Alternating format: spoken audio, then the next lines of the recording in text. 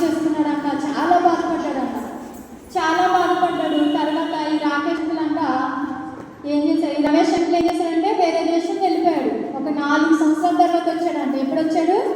ఒక 4 సంవత్సరాల తర్వాత ఈ రమేష్ అంకుల్ వచ్చాడు. ఎలా అయినా నా ఫ్రెండ్ని చూడాలి అని చెప్పి అనుకున్నాడంట. కానీ వెళ్ళడానికి భయం వేస్తుంది. ఎందుకు భయం వేస్తుంది?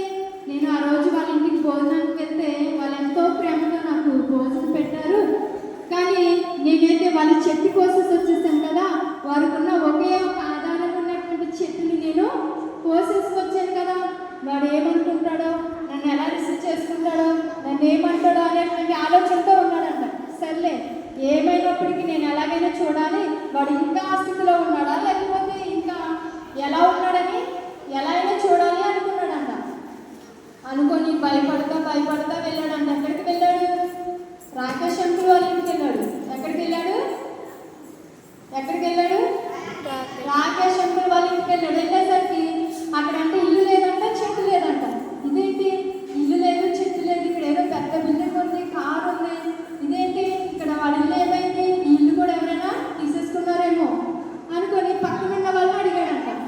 ఏమంటే ఇక్కడ రాకేష్ అని మా ఫ్రెండ్ ఉండేవాడు, వాళ్ళకి ఒక చిన్న గుడిచే ఒక చెట్టు ఉండేది, మరి వాళ్ళు ఎక్కడికి వెళ్ళారండి, మీకు ఏమైనా తెలుసా, కొంచెం చెప్తారా అని అడిగాడు. అడిగితే లేదండి, ఫస్ట్ నుంచి ఎవరైతే ఉన్నారో ఇక్కడ అలే ఉన్నారో, లేదండి, వాళ్ళు ఎంత ఉన్నతమైన స్థానంలోకి వెళ్ళడానికి వీల్లేదు, అలాంటి అవకాశం కూడా లేదు, కాబట్టి మీరు ఎలా అయినా కొంచెం కనుక్కొని చెప్పండి అంటే, లేదయ్యా ఆయన లేదు, వెళ్ళండి అన్నారు.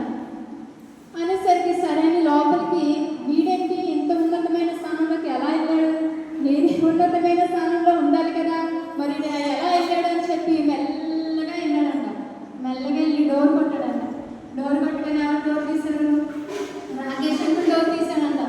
తీగానే ఇంకేమో చాలా భయం వేసేస్తుంది. అమ్మో, నన్ను చూడగానే నన్ను ఏమంటాడో, ఒకవేళ కొట్టేస్తాడేమో, నన్ను ఏమన్నా అంటాడేమో భయపడిపోతాడంట. కానీ అంటూ ఏమీ చేయలేదండి. రాగానే లోపలికి హత్తుకున్నాడంట. చాలా ప్రేమగా హత్తుకున్నాడంట. అరే రాజేష్ కనుక ఆ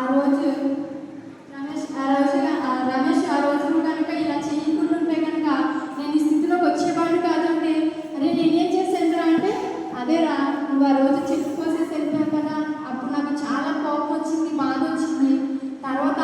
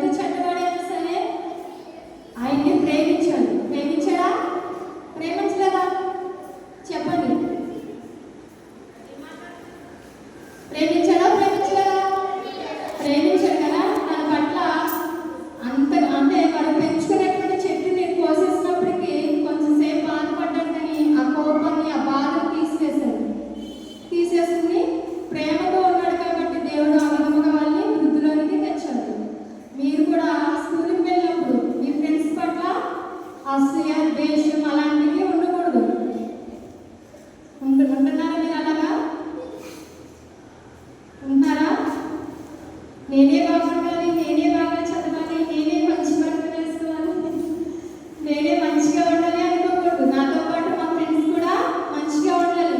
ఒకవేళ వాళ్ళ ఇబ్బందుల్లో ఇరుకుల్లో ఉన్నప్పుడు వారి కొరకు మనం ప్రార్థన చేయాలి. మన ఫ్రెండ్స్కి బాగాలేకపోయినా, మన ఫ్రెండ్స్ వాళ్ళ తల్లిదండ్రులకు బాగాలేకపోయినా మనం ఏం చేయాలి? వారి కొరకు ప్రార్థించే వాళ్ళ ఉండాలి. అప్పుడు మనల్ని దేవుడు ఇంకా ఆశీర్వదిస్తారు. మనకు గొప్ప ఇల్లు, గొప్ప కారు కాదు మనకి ముఖ్యం. దేవుని యందు భయభక్తులు కలిగి ఉండడమే మంచిది.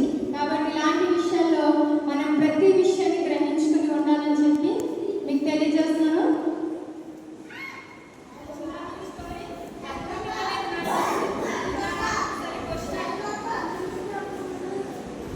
రమేష్ అంకుల్ మంచివాడా, రాకేష్ అంకుల్ మంచివాడా?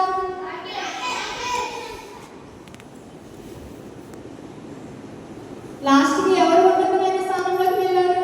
రాకేష్ అంకులే ఉన్నతమైన స్థానంలోకి వెళ్ళాడు. రమేష్ అంకుల్ మాత్రం ఎప్పుడు ఒకే స్థితిలో ఉన్నాడు, అసూయతో ఉన్నాడు, ద్వేషంతో ఉన్నాడు. కానీ లాస్ట్కి తన ఫ్రెండ్ని చూసి బుద్ధి తెచ్చుకొని తనలో ఉన్న అసూయ, ద్వేషాన్ని తీసివేసుకున్నాడు. ఆయన కూడా ఒక మంచి ప్రవర్తన కలిగి జీవించడానికి ఎవరు కారణమయ్యారు? ఈ రామేష్ అంకులే కారణమయ్యారు. ఎందుకంటే ఈ రామేష్ అంకులు దేవుని యందు భయభక్తులు కలిగి ఉన్నాడు కదా. మనం కూడా అలా దేవుని యందు భయభక్తులు కలిగి ఉంటే కనుక మన శత్రువుని కూడా మనం జయించవచ్చు.